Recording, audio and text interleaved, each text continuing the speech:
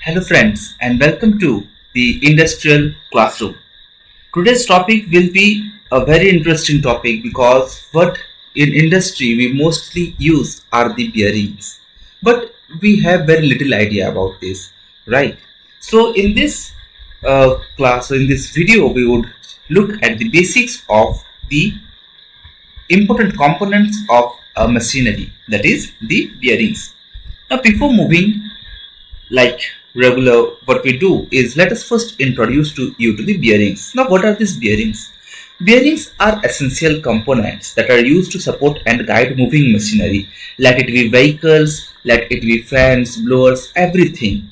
They reduce the friction between surfaces in relative motion. You know that this is a wheel, and here you have in your bike or in your motorcycle, you can see there is a handle.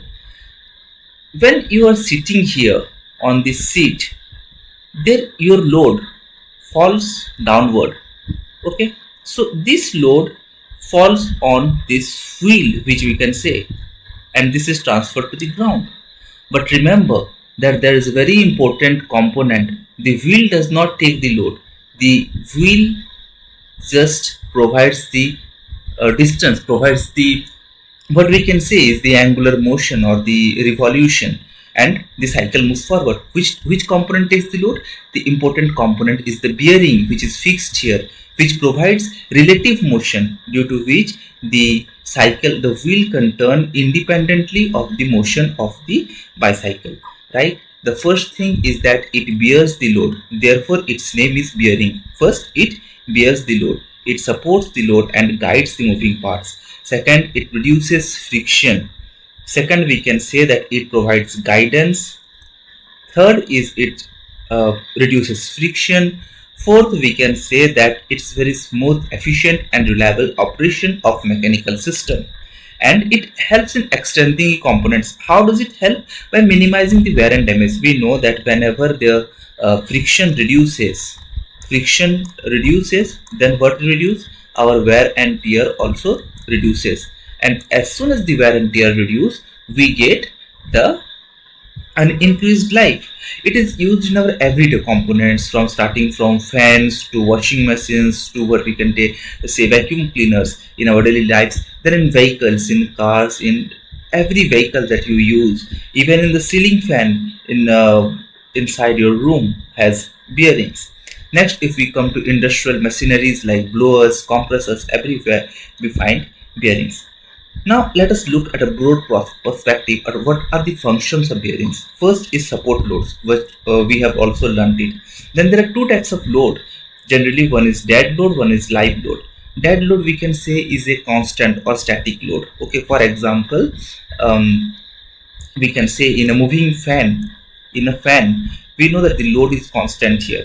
Okay, but whenever you are running on a vehicle, for in a car, the load depends on the load depends on what? On the number of persons inside this car. So it will be a live load, or dynamic or varying forces.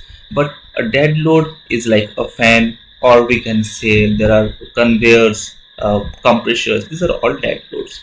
Then it maintains the shaft alignment. They help keep the shaft or moving part in its correct position. Okay, for suppose if I keep the shaft here without any locking, okay, the shaft will revolve. For example, let us consider that there is no bearing, it will revolve. But how will I make sure that it remains in its position? By locking it. And locking cannot be made simple, because I want motion. The shaft must move, but the whole cycle must not rotate. Or for example, in first position the cycle will be in this position, in second position it will be this, and in third position your head will be down, cycle will be upside. So we don't want this position, right? Therefore, for such cases we need bearing to locate this. Okay, to keep this, what we do, there are I have fixed bearings in both the sides, and then there is a moving shaft which can rotate independently of this of these locations. Next, control motion. By minimizing the clearance between bearing and shaft, they limit unwanted movement. For example, what I want to say is that let us suppose that we have made a hole here, and my shaft is just this much. So what will we do? This shaft will come here, this shaft will come here, and it will cause a lot of vibrations. So bearings also help in controlling the motion. Okay, so when I will put a bearing here, for example, I know that its id will be this, its od will be this, it will fix the position of it, it will provide a very little clearance just for rotation only. Okay, a small space is required, like right, for rotation. For rotation, small space, if we over constrain it, if we don't keep it, keep some clearance, then the bearing will become jam and it will not rotate. Therefore it also controls the motion. Next, what are the functions of bearing? This is the fourth point. Okay, these are first, support, maintain, control motion. Next, friction, reduce friction. We know it will reduce the friction.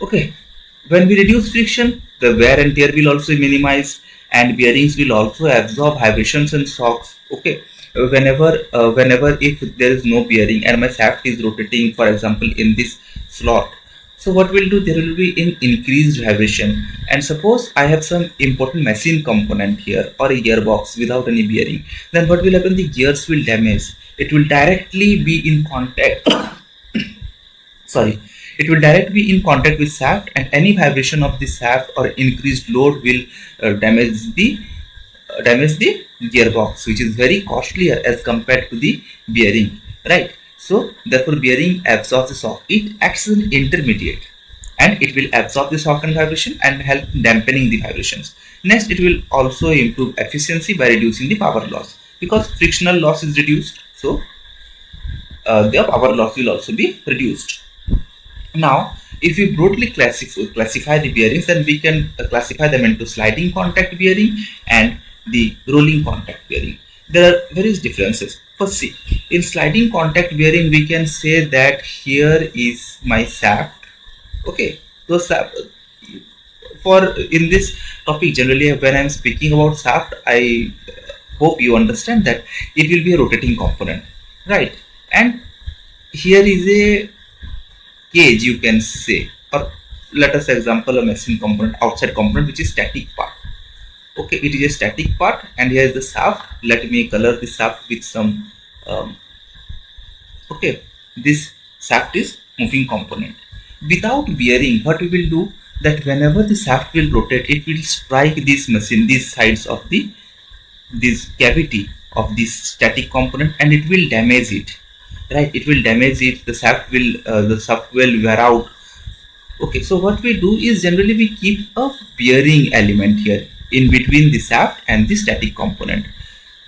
What will happen, whenever there is a rotation, the shaft will not get damaged, the static component will not get damaged, only the damaged component will be bearing, which is made of less hardness material, so it will wear out faster. Okay, so here in this case we have a sliding contact bearing. So what we'll do is it will slide, there are no rolling elements here, the bearing will not roll. Okay, the shaft will roll, but there's a sliding contact in between. For example, let us see in this picture, if you see that there is a hole here and it is a shaft. Okay, and outside this bearing, we can say this is a boost bearing. Outside this bearing is a static component. There may be a plumber block, or there may be a other component. Okay, so whenever the shaft will run, it will create a sliding contact in this area. Okay, if I cross it, there will be a sliding contact. The bearing will slide with respect to the shaft. This is sliding contact. Next, it is generally used for low speed but heavy load, when the load is very heavy, when we cannot install any roller elements. We can say that when in case very heavy load applications, we use this bearing. You can find it in industries generally, and big machines like exhaust or compressors. You will generally find other bearings, but in big fans or blowers you will find this type of bearings. Maybe these are also provided in the like in example like Zernal bearings. Okay, you may google them, but these are just sliding elements. Remember that for heavy loads it is used. In maximum cases we find the rolling contact bearing. They have roller elements. Like see, this is a this is a moving element, and this is the outer element. Okay, for outer element I am coloring it. This is the fixed component, right? Now inside it, what we will do is we will put some balls here. We will put some balls here. Then what we will do, that this is static component, this is running equipment, and the balls will roll, and there will be very less friction. This is then simple rolling contact bearing, but its arrangement is not this simple. We will learn it because the balls are not directly installed. Okay, see, this is the, if we see this diagram, then there will be a shaft here. Let me take a shaft here. Okay, it will be a shaft here. Okay, this is the rotating component, a shaft, and then we will have some outs. This is the inner cage. Okay, this is the inner cage.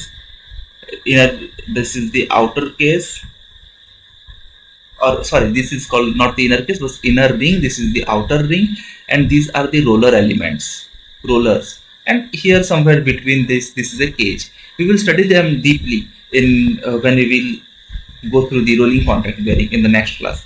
Okay, so there are rolling frictions, and we have converted the sliding friction to rolling friction. So the friction will decrease, but remember that these are high precision. Okay, but we can find, and high RPM also. This will also move with high RPM. But remember that load carrying capacity will reduce. Why the load carrying capacity will reduce? Because we know that the surface area. See, what will happen in case of sliding contact bearing? There is a full surface and area is under contact.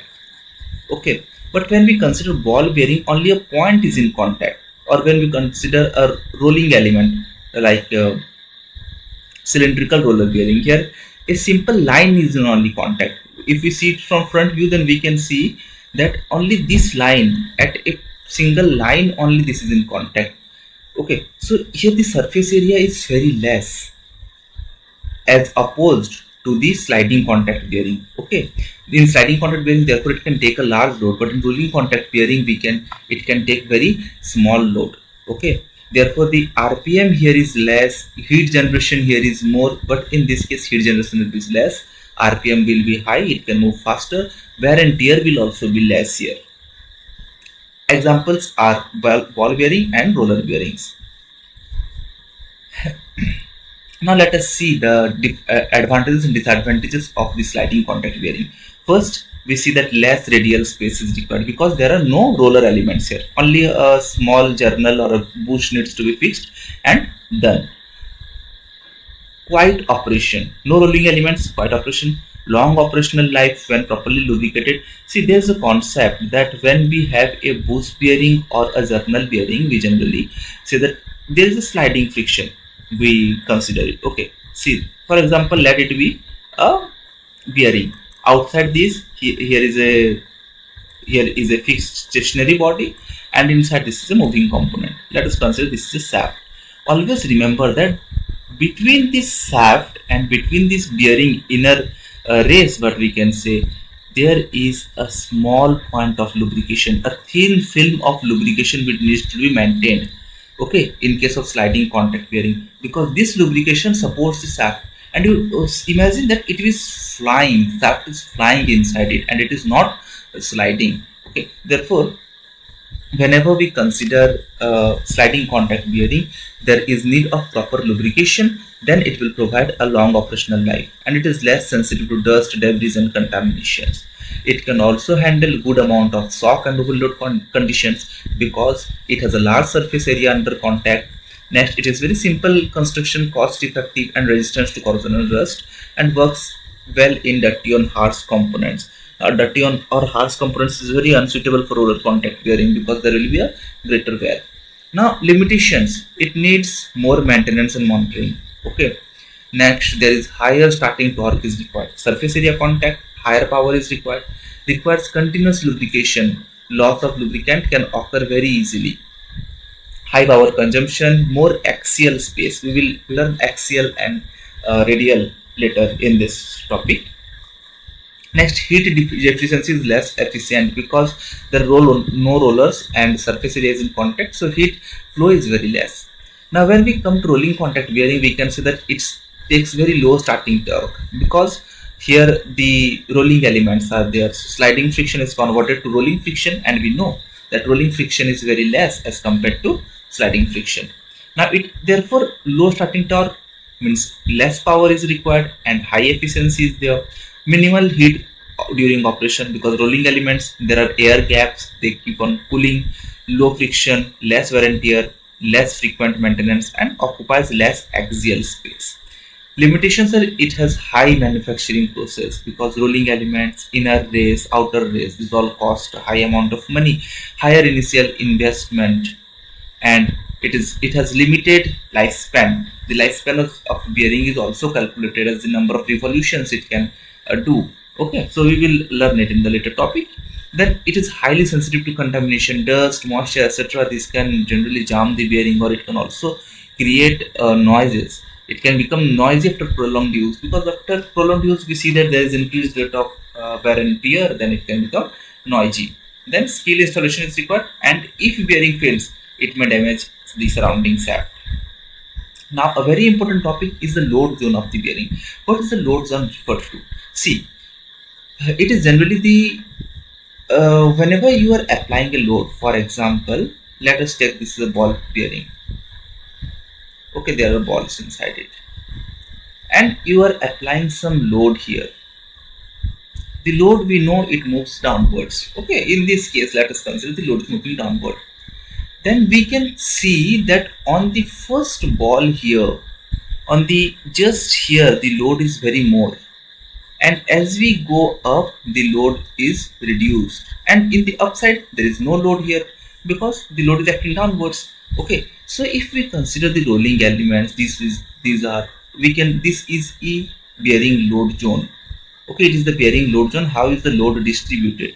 See, here there is very high load just downside, just in the bottom because the load is acting downwards. Let us consider a vehicle is there or a car is there. Okay, this is the car, its weight is downward. When we have a wheel here, I am zooming in the wheel. This is the wheel. Okay, and here are the rolling elements. The car is weighed upon wheels. The whole weight of the car falls on the wheels. So the bearings will bear the load. So the load will act downward. This ball bearing will share a little less load. This ball bearing will share the full load. This will little less, little less, little less, little less, little less, and then finally there is no load on this bearing because the shaft is fixed here. Okay. For example, let us consider that someone is pressing on your head. Then if someone is pressing on your head, then your load will be distributed downwards. Okay, your feet will also feel pain after some time. This is because the downwards load. And when someone is pressing your heads, there is no effect on your hands, right? For example, if you're standing here, someone is pressing on your head, then your hands do not have any obligation because they are free, they are moving elements. Similarly, this is free, this does not have any load in this condition. When the bearing will rotate, the load will be shared, but the bearing load zone will be same. This zone will be same. Okay, when there is larger load, we can say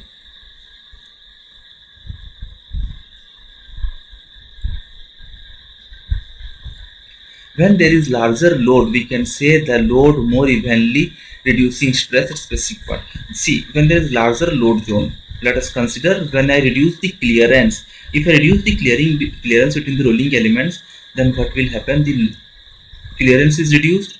The load, there will be a larger load zone here. Okay, whenever I increase the clearance, what happens when I increase the clearance? Here the zones are, and here they are not touching the cage. Okay, see, in this picture you can see that these are not touching the cage. So here the load zone will be, the load will fall maximum on this bearing, and here we will get this type of curve, right? But when I have increased the clearance, there is no gap upper side, there is no bottom side, and it may happen that the bearing will instantly fail. Okay, since there is no clearance, the load is distributed on all sides, there will be increased heat and there is a greater load zone you can see. So therefore, a larger load zone spreads the load more evenly, reducing stress on specific point. Not only at specific point, but at different. But a smaller load zone increases stress concentration at specific areas, similar to this diagram where the load is acting downward only.